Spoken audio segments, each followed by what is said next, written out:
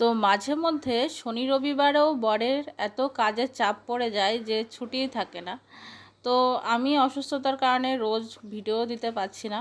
তো যাই হোক, আগের দিন রাত্রেবেলায় বর বাজার করে নিয়ে এসেছিলো। দেখো কী কী, এখানে মসুর ডাল, তারপরে লঙ্কা, এক এক করে দেখায়। আর হ্যাঁ, আমি বিপাশা আবার নিয়ে চলে আসলাম নতুন দিনের একটা ব্লগ ভিডিও।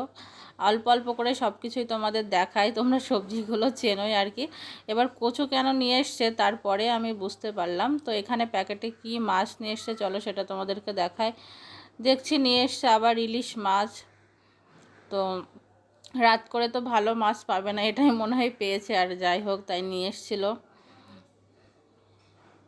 আমি তো মাছ কাটায় অত পারদর্শী না, তাও যখন নিয়ে আসে কেটেই নিয়ে আসে।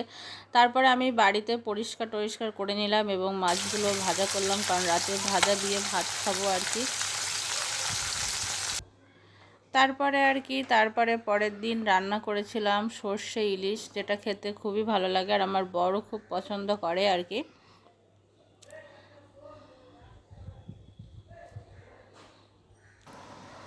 এই যে রান্নাগুলো করলাম এক এক করে, সেটা তোমাদেরকে দেখায়। আর সাথে কি করেছিলাম এখানে করলা, এই নাটাকে কি বলে, কাঁকরোল ভাজা নাম ভুলে গেছি আমি।